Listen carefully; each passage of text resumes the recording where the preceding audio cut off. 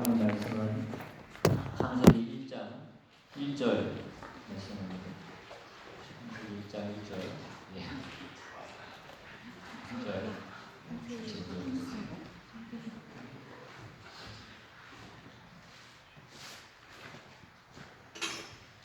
굳이 성경을 찾지 않으셔도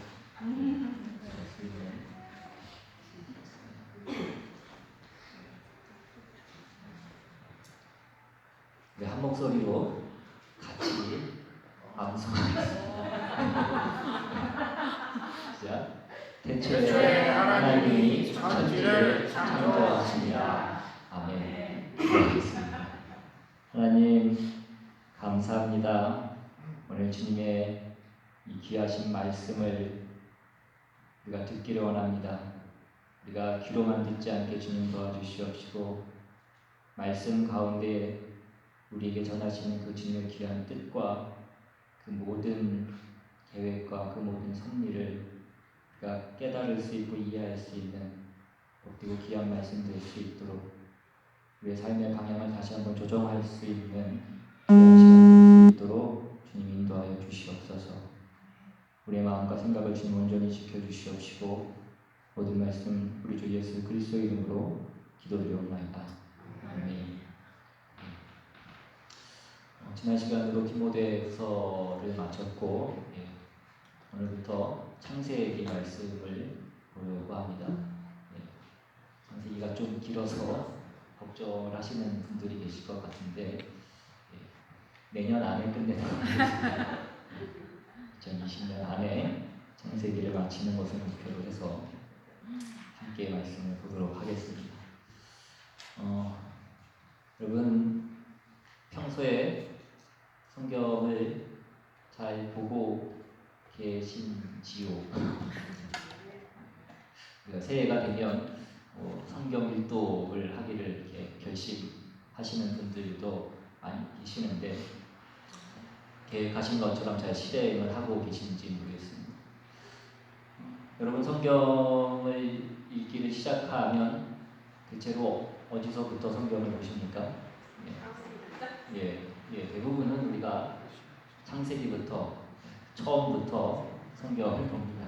그래서 많은 분들 성경책을 보면 앞에 부분만 새카매져 있고 뒤로 갈수록 좀 새거인 것 같은 그런 모습을 볼 때가 있습니다.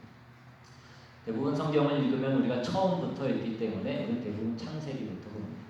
그런데 성경이 조금 어려운 부분이 많이 있기 때문에 또 어떤 분들은 어디서부터 어느 책부터 성경을 보면 좋겠냐라고 그렇게 물으시는 분들도 있습니다.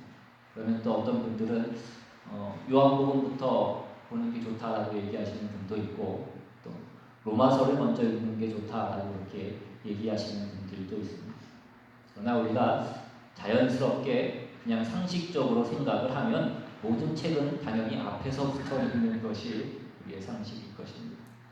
여러분들이 영화를 보시거나 소설책을 읽을 때 중간서부터 보지는 않기 때문에 우리는 마찬가지로 성경도 앞에서부터 읽는 것이 어떤 기본적인 우리의 상식 가운데 있는 그런 일들일 것입니다. 그런데 이렇게 처음부터 그 책을, 이 성경을 보는 것이 자연스러운 일임에도 불구하고 왜 어디서부터 보면 좋겠냐라는 그런 질문이 나오느냐라는 것을 생각해 볼 때에 이러한 질문이 나오는 것은 쉽게 생각해서 쉽게 얘기해서 이 창세기부터 보면 이 창세기 안에 별로 은혜가 될 만한 소위 우리가 얘기하는 은혜스러운 그런 내용이 별로 없기 때문이라는 사실입니다. 우리가 기대하는 어떤 가슴 뭉클한 어떤 그런 얘기라든가 어떤 큰 깨달음을 주는 그런 내용들이 이 창세기에 별로 있지 않고 오히려 어떻게 성경에 어떻게 하나님의 말씀에 이러한 내용들이 있을 수 있는가라는 그런 내용들이 수시로 등장을 하고 있는 것이 이 창세기이기 때문에 그렇습니다. 내가 요즘같이 이 다원주의 시대라고 얘기하고 또 과학만능주의라고 얘기하는 이 시대의 사람들에게는 이 성경이 얘기하는 이 창세기가 얘기하는 것이 굉장히 독선적이고 굉장히 일방적인 것 같은 그런 느낌을 우리에게 주기 때문에 그렇습니다. 오늘날의 사람들은 절대라는 말보다는 상대라는 말을 더 좋아합니다. 유일하다라는 그 얘기보다는 다양이라는 말을 더 좋아합니다. 절대 가치라는 것보다는 어떤 하나의 가치라고 얘기하는 것을 더 좋아하더라는 것입니다.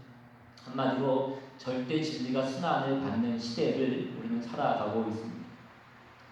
어느 책에서 그 세계적인 열풍을 일으켰던 그 싸이의 강남 스타일이 오늘날 현 시대의 가치를 잘 대변한다라고 그렇게 얘기했는데, 그 강남 스타일의 노래의 가사 중에 있는 그 마지막 구절인 갈 때까지 가보자 라는 그 구절이 자신이 원하는 대로 그 절대 가치를 상실하고 자신이 원하는 대로 달려나가려고 하는 현대인들의 철학이 그대로 담겨 있다라고 그렇게 얘기했습니다. 이런 시대를 살고 있는 우리에게 이 창세기를 펼치면 맨 처음 그 말씀이 무엇입니까? 오늘 우리가 읽은 태초에 하나님이 천지를 창조하시니라. 그리고 그 다음에는 우리가 궁금해하거나 우리가 관심을 가지는 부분에 대해서는 별로 설명이 되어 있지 않습니다. 제목이 창세기가 무엇입니까? 우리말로 세상을 창조한 기록이라는 그런 뜻입니다. 제목이 창세기, 세상을 창조한 기록이라는 뜻의 그 제목을 갖고 있음에도 불구하고 창세기를 보시면 1장과 2장에 걸쳐서만 그 세상을 창조한 이야기가 잠깐 나오고, 그 다음에는 인간이 계속해서 범죄한 이야기가 나오고, 그래서 결국은 노아의 홍수로 인해서 심판받는 이야기가 나옵니다. 그리고 그 다음에는 12장부터 창세기의 훨씬 더 많은 부분을 차지하고 있는 이 12장부터 마지막 50장까지는 아브라함과 이삭과 야곱과 요셉이라는 즉 그 족장들에 대한 이야기가 많은 부분을 차지하고 있는 것이 이 창세기입니다. 이것이 우리를 조금 당황시키는 이유는 우리가 성경을 읽을 때에 이 성경을 기록한 어떤 저자의 의도, 그리고 그 저자의 배후에 있는 하나님의 의도를 우리가 잘 생각하지 않기 때문에 그렇습니다. 여러분, 창세기의 저자가 누구입니까?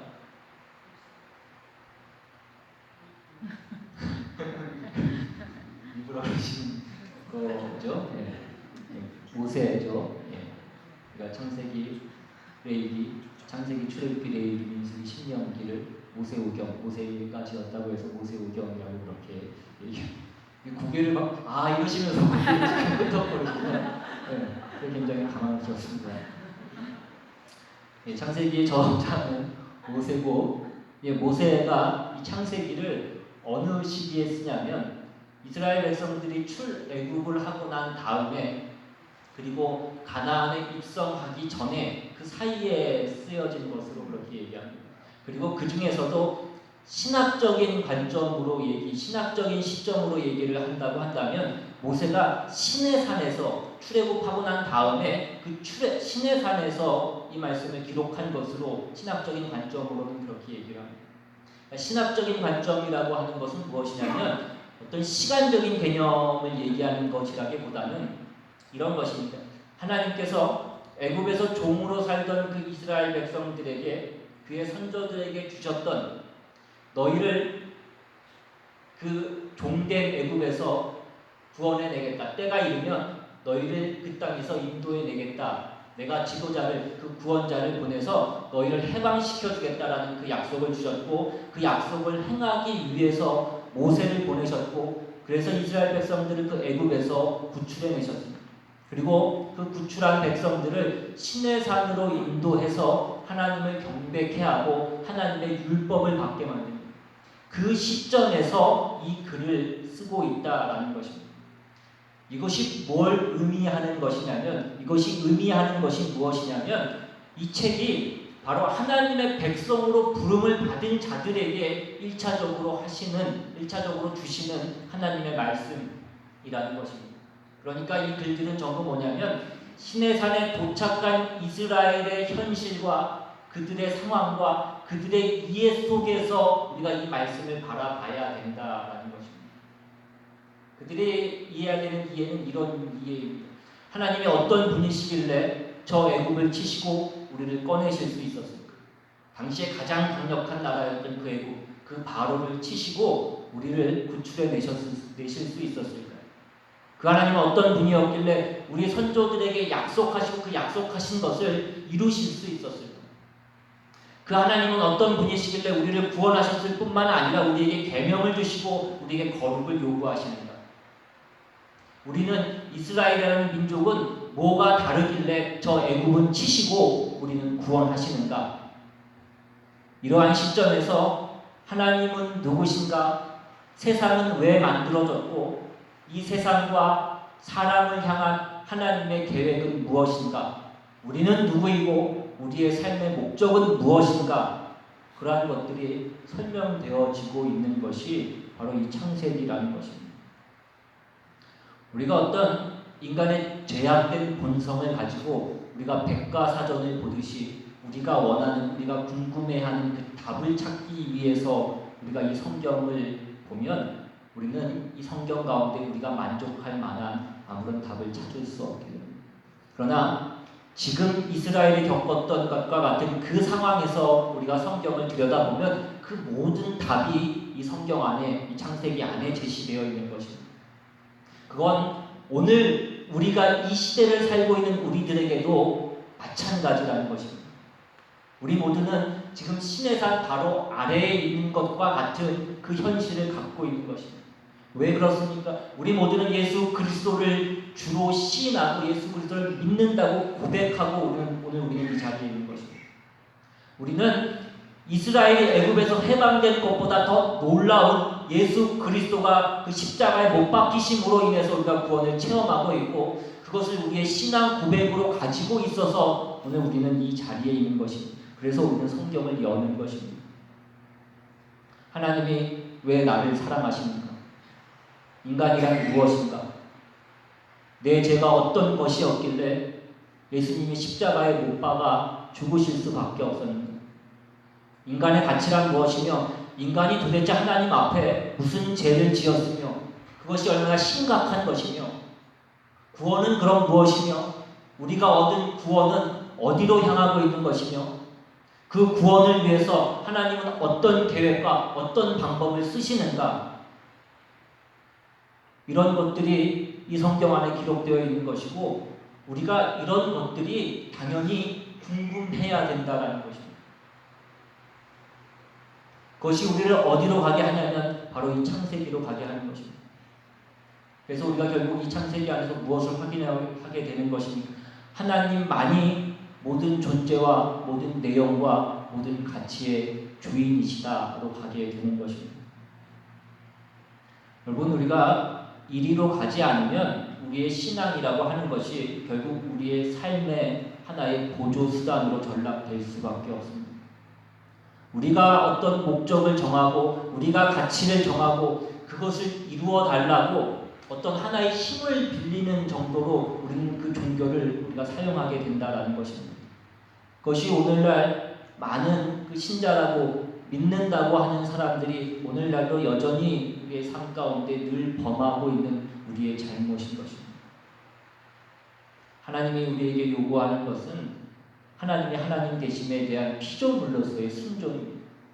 그것이 태초에 하나님이 천지를 창조하셨다라는 것에 이 간단해 보이지만 오늘 너희에게 일어난 이 일은 하나님이 처음에 시작하신 그 일이 여기까지 오게 된 것이다 라는 것이 이 간단한 말씀 안에, 이 한 문장 안에 다 들어가 있는 것입니다.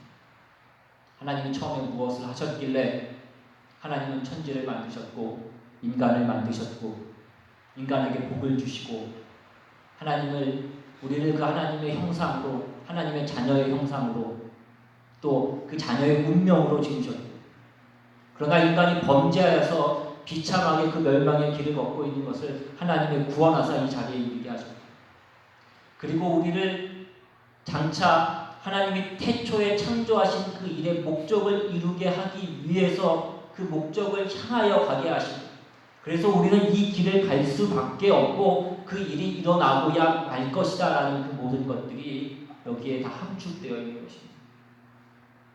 우리는 이것으로 인하여서 무엇을 얻어내느냐 하면 우리가 몸담고 살고 있어서 우리가 현실적으로 더 의존하고 있고 더 중요하게 여기는 오늘날 우리가 가지고 있는 물질, 환경, 그 어떤 조건들보다 하나님의 조건과 하나님의 기뻐하심이 우리 삶의 유일한 근거고 우리가 최우선으로 삼아야 될 것이라는 것을 우리가 다시 한번 깨닫게 되는 것입니다. 히브리서 11장에 보시면 6절에 믿음이 없이는 하나님을 기쁘시게 하지 못하나니 하나님께 나아가는 자는 그가 반드시 계신 것과 또한 그가 자기를 찾는 자들에게 상 주시는 이심을 믿어야 할지니라 라고 이렇게 얘기합니다. 그럼 믿음이 뭐라고 얘기합니까?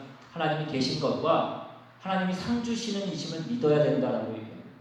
상 주시는 하나님이 상 주시는 이시다라는 것은 하나님이 심판자시라는 뜻이에요.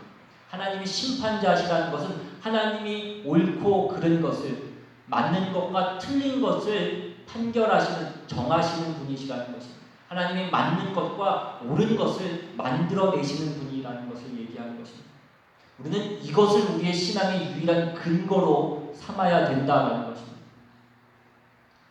우리가 요즘 계속해서 금요일날 욥기 말씀을 보고 있는데 우리가 욥기에도 이 부분과 해당되는 부분이 있어서 다시 한번 욥기 말씀을 한번 보시면 욥기 3장으로 가셔서 20절 이하의 말씀에 이런 내용이 나옵니다.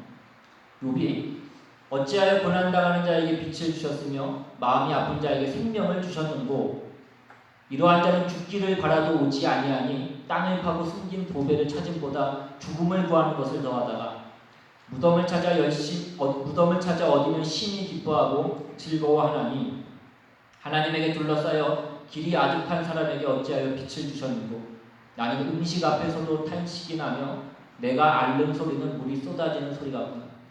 내가 두려워하는 그것이 내게 임하고 내가 무서워하는 그것이 내 몸에 미쳤구나.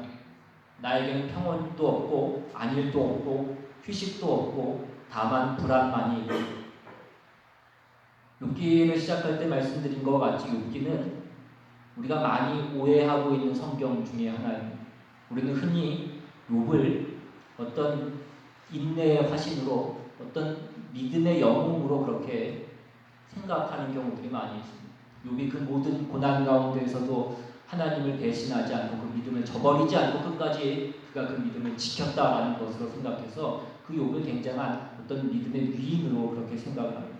그런데 욥기를 잘 읽어보시면 욥기 안에는 우리가 욥을 어떤 믿음의 영웅으로 얘기할 만한 그런 부분이 잘 나와 있지 않습니다.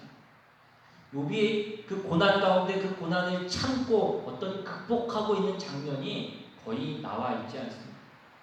우리가 방금 읽은 것처럼 이 3장 말씀에 나와 있는 것처럼 욥이 그 고난 가운데 처음 얘기하고 있는 것은 죽기를 바라고 있는 그 모습을 우리는 보게 됩니다. 이것이 지금 3장에 나오고 있는데 3장 앞에는 1장과 2장, 2장밖에 없습니다.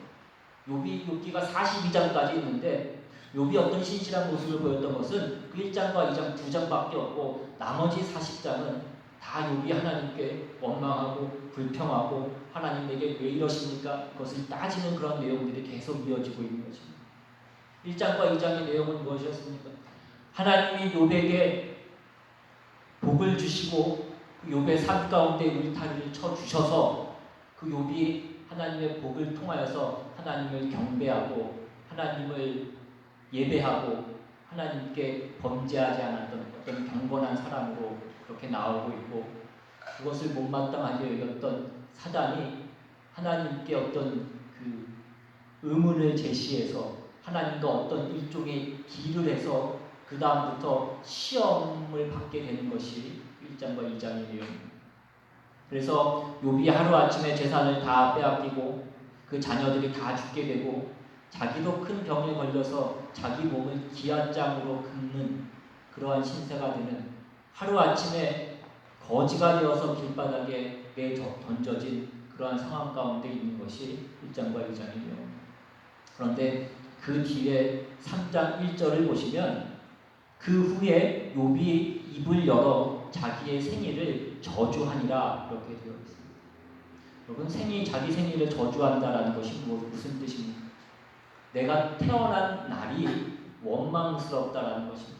이것은 쉽게 얘기해서 자기를 태어나게 해주신 분을 원망하는 것입니다. 대놓고 하나님을 원망할 수는 없으니까 우리가 쉽게 얘기하는 말로 약간 이렇게 우회적으로 돌려까기를 하고 있는 거예요.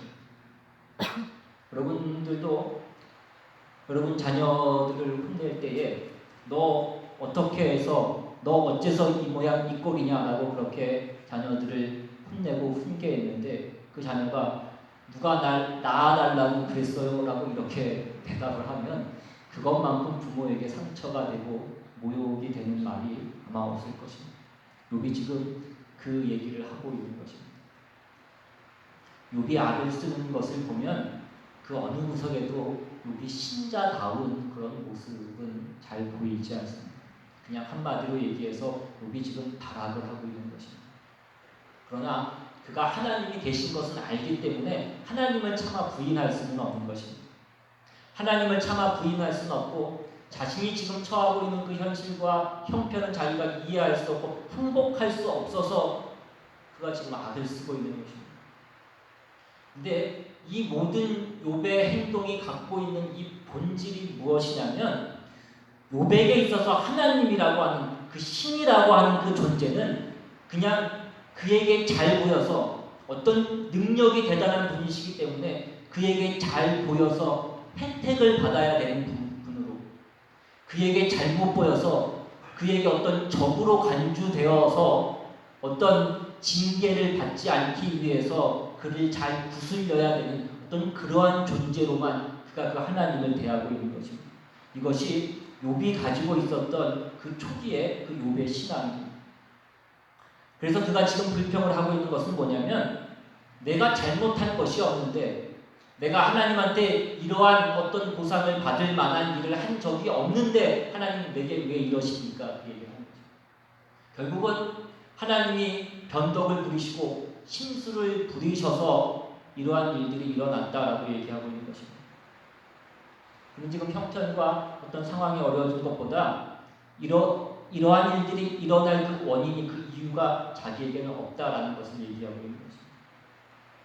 욥의 세 친구가 와서 욥과 싸웠던 내용도 무엇이었습니까? 욥의 세 친구는 계속해서 네가 뭘 잘못했으니까 하나님께서 너에게 이렇게 징계를 주시지 네가 잘못한 것이 없는데도 하나님 너에게 이렇게 하겠느냐 그 얘기를 합니다.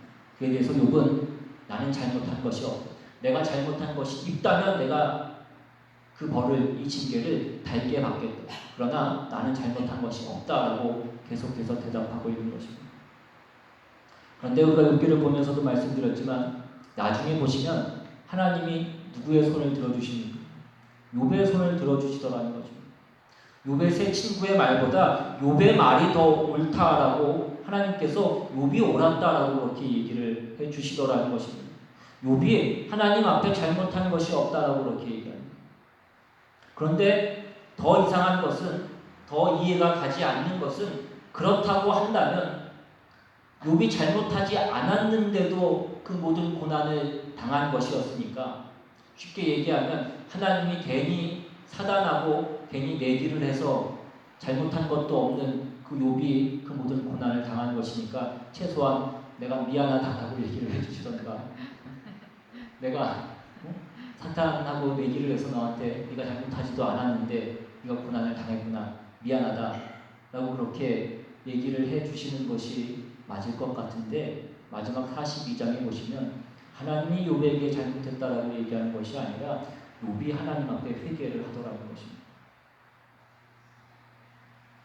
욥이 잘못한 것이 없는데 어려움을 당하고 있고 그래서 하나님 앞에 원망을 하고 있는데 그때 하나님께서 이제 마지막 부분에 가면 욥 앞에 나타나십니다. 그 부분이 우리가 지난번 금요 기도회 시간에 보았던 욥기 38장의 내용입니다. 38장 다시 보시면 1절 이하에 그때 여호와께서 폭풍우 가운데에서 욥에게 말씀하여 이르시되 무지한 말로 생각을 어둡게 하는 자가 누구냐 너는 대장부처럼 허리를 묶고 내가 내게 묻는 것을 대답할지니라. 하나님이 욥에게 나타나셔서 욥이 가지고 있었던 그 불만 하나님 내가 뭘 잘못했길래 하나님 나에게 이러십니까? 그 욥의 불만에 대해서 네가 이러이러한 잘못이 있어서 내가 그렇게 했다라든가 이러이러한 이유가 있어서 내가 너에게 그렇게 했다라고 말씀하시지 않고 뭐라고 말씀하시냐면 그 다음 4절에 보시면 내가 땅의 기초를 놓을 때에 네가 어디에 있었느냐 네가 깨달아 알았거든 말할지니라 이렇게 말씀합니다. 그 뒤에 이어지는 내용들도 계속 보시면 네가 이 하늘의 별들이 어떻게 생기고 어떻게 자리를 잡고 그 구름이 그 별이 그 번개가 어떻게 치고 비가 어떻게 내리고 바람이 어떻게 불고 모든 동물들을 보여주시면서 그 동물들이 어떻게 살고 어떻게 먹이를 구하고 어떻게 새끼를 낳고 네가 이러한 것들을 아느냐 그런 얘기들을 계속해서 말씀하시는 것입니다. 그랬더니 결국 42장에 와서 욥이 뭐라고 얘기하냐면 그 1절에 욥이 여호와께 대답하여 이르되 주께서는 못하실 일이 없사오며 무슨 계획이든지 못 이루실 것이 없는 줄 아오니 무지한 말로 이치를 가르치는 자가 누구이니까 나는 깨닫지도 못한 일을 말하였고 스스로 알 수도 없고 헤아리기도 어려운 일을 말하였나이다. 내가 말하겠사오니 주는 들으시고 내가 주께 묻겠사오니 주여 내게 알게 하옵소서. 내가 주께 대하여 귀로 듣기만 하였사오나 이제는 눈으로 주를 배웠나이다. 그러므로 내가 스스로 거두어 드리고 티끌과 제 가운데에서 회개하나이다. 여러분 어쩌면 욥기 가운데에서 우리가 제일 이해가 되지 않는 어쩌면 우리를 제일 당황케 하는 부분이 바로 이 욥의 회개가 나오는 부분일 것입니다. 욥이 그 앞에까지 그렇게 기세등등하게 욥의 친구들이 와서 그렇게 권면하고 그렇게 질책하고 그 모든 말로 얘기했을 때도 끝까지 나는 잘못한 것이 없다라고 얘기하고 내가 잘못한 것이 있다면 내가 그 벌을 달게 받을 것이지만 난 잘못한 것이 없으니까 하나님께 물어야 되겠다. 내가 하나님 앞에 한번 따져봐야 되겠다. 그렇게 기세등등하게 얘기했던 그 욥이 갑자기 하나님이 나타나셔서 무슨 말씀을 하신 것도 아니고 우리가 흔히 예를 들자면 그 욥을 데리고 그 놀이동산에 있는 사파리에 가서 이렇게 한 바퀴 둘러보게 하시고 그 유니버셜 스튜디오 같은 데 가서 그 뭐 스튜디오 투어 같은 게 있잖아요. 그 영화가 어떻게 만들어지는지 그런 것들을 한 바퀴 보여주시고 나니까 그러고 나니까 욥이 갑자기 내가 하나님께 회개합니다 라고 그렇게 얘기하고 있더라는 것입니다. 여러분 이것이 무엇을 얘기하는 것입니까? 여러분 이 싸움의 핵심은 이것입니다.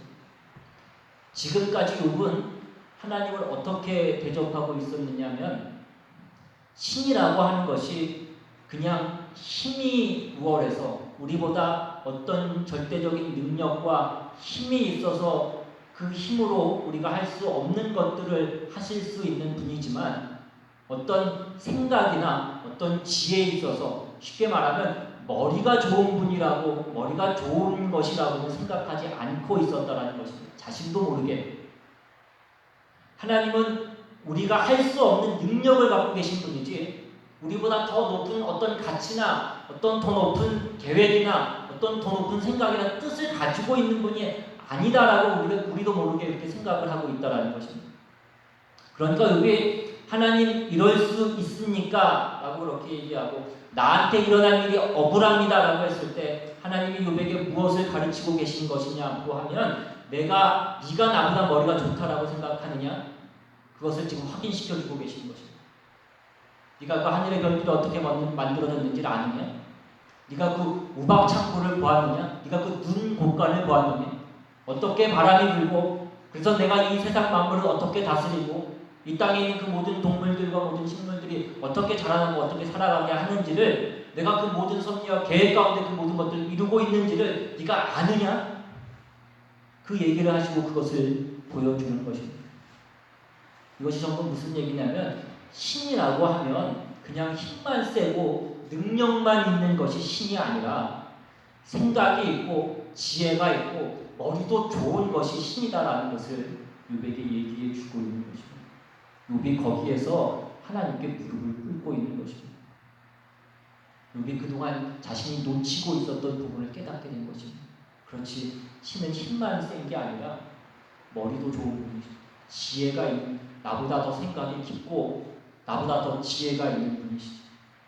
그 모든 계획과 섭리 가운데 이 모든 것들을 다스리고 계시고 인도하고 계신 분이시죠.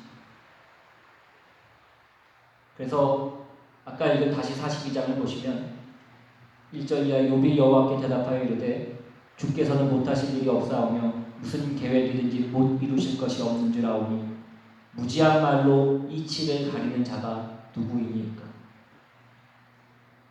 하나님이 신이라고 자기가 믿어놓고 대접을 해놓고 그가 무엇을 여태까지 인정하지 않고 있었던 것입니까? 어떤 생각과 어떤 경지와 어떤 가치에 대해서는 그가 신을 인정하지 않고 있었던 것입니다. 그저 나에게 있는 어떤 재난을 보호해주는 것 정도 밖으로는 그 신을 생각하지 않고 있었던 것입니다. 그냥 어떤 주술적인 대상이나 어떤 부적 같은 것 정도로 밖에는 그 하나님을 생각하지 않고 있었다라는 것입니다. 이것이 욥기가 우리에게 가르쳐주는 가치인 것입니다. 그래서 그가 결국 뭐라고 얘기합니까? 4절에 내가 말하겠사오니 주는 들으시고 내가 주께 묻겠사오니 주여 내게 알게 하옵소서. 드디어 욥이 그 경지에 이르게 되는 것입니다. 하나님이 나를 가르치셔야 되고 하나님이 나에게 보여주셔야 됩니다. 그것을 고백하게 되는 것입니다. 우리는 하나님 앞에서 하찮은 존재에 불과합니다. 우리가 가진 어떤 내용과 가치와 수준이라는 것이 하나님 앞에서는 차원이 다른 것이고 비교할 수 없는 것입니다. 우리가 그것을 인정할 수 있어야 됩니다. 그래서 마지막 6절에 보시면 그러므로 내가 스스로 거두어드리고 티끌과 제 가운데에서 회개하나이다가 나오는 것입니다. 근데 오늘 우리는 신앙생활을 하면서 이 부분에서 다 실패를 하고 있는지도 모르겠습니다. 아까 말씀드린 대로 우리 모두가 예수 그리스도로 말미암아서 그 구원의 감격을 갖고 우리는 이 자리에 모여 있습니다. 우리는 그것이 왜 그랬는지 다 알지 못합니다.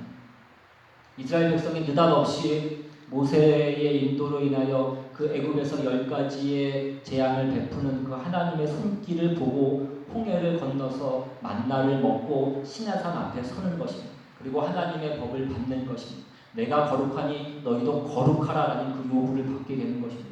그러면 도대체 하나님은 누구시고 우리는 뭐길래 하나님께서 우리에게 이러한 것들을 요구하시고 우리는 어떻게 하라는 것인가, 이러한 전체적인 어떤 우리의 인생관과 그 역사관과 세계관에 대한 그런 기본적인 질문이 우리에게 있어야 되는 것이 당연한 것이라는 것입니다. 그런데 우리는 모두들 이 당연한 질문을 금방 잊어버리면서 우리는 살아가고 있다는 것입니다. 우리는 자꾸 우리의 그 구원의 감격이 어디로만 가냐면 하나님은 좋으신 분, 하나님은 우리를 사랑하시는 분, 그래서 우리를 복주시고 우리의 기도를 들어주시는 분, 우리는 자꾸 그쪽으로만 간다는 거죠. 그것이 없다라는 것이 얘기하는 것이 아니라 우리는 그곳으로만 가는 것이 아니라 이 세상은 무엇인가, 이 역사는 어디로 가고 있는 것인가, 누가 이 모든 세상과 역사의 주인인가, 하나님이 나에게 구원을 베푸셔서 나에게 무엇을 요구하고 계시고 나를 무엇을 만들려고 하고 계신가, 그런 전체적이고 종합적인 그런 어떤 우리의 신앙관이 확립되어져야 된다는 것입니다. 그런데 우리는 이런 것들을 안 하고 뭐만 하고 있냐, 욥이 실패한 것과 같이 우리는 그저 신앙을 통하여서 만사형통만을 원하고 있는 것입니다. 그리고 그 만사형통의 기준이라는 것도 전부 자기 개인의 어떤 욕심으로 이루어진 그러한 것들을 기준으로 삼고 있으면서 우리는 그것 이루어지지 않는다고 맨날 하나님께 불평과 원망을 하면서 살아가는 것입니다. 그래도 죽은 다음에 천국은 가야 되겠으니까 하나님을 외면할 수는 없고 하나님 모른다고 할 수는 없고, 그러니까 이것은 긴 것도 아니고 아닌 것도 아닌 그런 신앙생활을 하면서 우리는 살아가고 있는지도 모릅니다. 우리는 그러면서 우리의 책임을 하나님께 다 집어 던지어 놓고 그렇게 우리의 신앙생활을 하고 있는지도 모릅니다. 우리가 처음부터 정리했어야 되고 확인했어야 되는 것이 무엇입니까? 하나님은 누구시고 우리가 어떻게 살아야 되는 것인가, 우리는 그것을 확인하고 그것을 정리했어야 되는 것입니다. 이것이 우리가 말씀 가운데 결단을 내려야 되는 부분이었다는 것입니다. 성경은 그 얘기를 하고 있는 것입니다. 대초에 하나님이 천지를 창조하시니라, 이 말씀 하나에 우리는 모두 우리가 어떻게 살아야 되는가라는 그 당연한 답을 듣고 있는 것이고 우리는 들어야 되는 것입니다. 그렇게 살지 못하는 우리 자신을 부끄러워해야 되고 우리는 회개해야 되고 그래도 다시 우리가 몸담고 사는 이 세계와 이 역사와 우리의 짧은 인생의 주인이 누구인지를 알고 그 하나님을 우리의 주인으로 삼은 자답게 신자답게 살기로 우리는 결심해야 되는 것입니다. 그렇지 않으면 우리가 하는 그 모든 신앙 고백들은 다 거짓에 불과합니다. 우리가 그렇게 수없이 읽었고 당연히 알고 있고 그 신자된 상식에 속하는 이 선언에 우리 모두가 동의하지 않고 있는 것입니다. 천지를 지으신 그 하나님의 새 하늘과 새 땅을 주시는 그날 하나님의 그 영광의 백성의 완성으로 인도함을 받는 저와 여러분이 다 되시기를 바랍니다. 그러기 위해서 우리가 그 시작과 그 과정을 체험한 자로서 당연한 어떤 그 신앙적인 항복을 주 앞에 바치도록 오늘 성경은 우리에게 요구하고 있는 것입니다. 여러분이 경험하고 있는 그 하나님의 은혜로우심과 그 하나님의 자비로우심이 또한 하나님이 우리의 주인 되심과 연결되어져야 되는 것입니다. 그로 인하여서 우리의 하루는 우리의 인생은 우리가 쳐다보는 이 세상은 달라지게 될 것입니다. 그것을 우리는 믿음이라고 얘기하는 것입니다. 이 믿음 위에 굳게 서서 그 하나님이 우리의 아버지 되시는 그 자녀 되는 우리의 복된 삶을 살아가시는 저와 여러분 다 되시기를 주님의 이름으로 축원합니다. 이 시간 함께 찬양하고 한번 기도하기로 합니다.